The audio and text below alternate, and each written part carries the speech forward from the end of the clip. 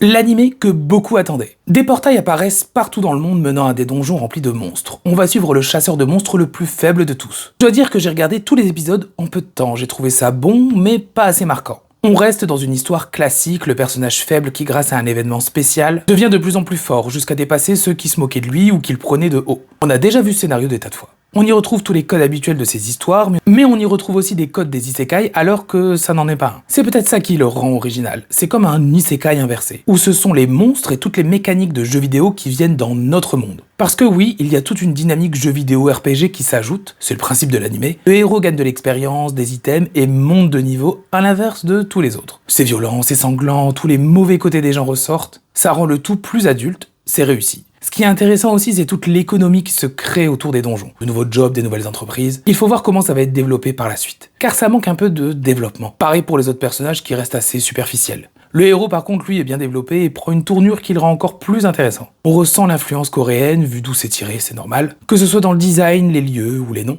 Techniquement, c'est réussi, le design est sympa, la mise en scène est réussie, avec de belles couleurs, c'est nerveux, c'est fluide, c'est bien animé, et ça donne des scènes d'action vraiment géniales. Les musiques sont vraiment bonnes et les doublages de même.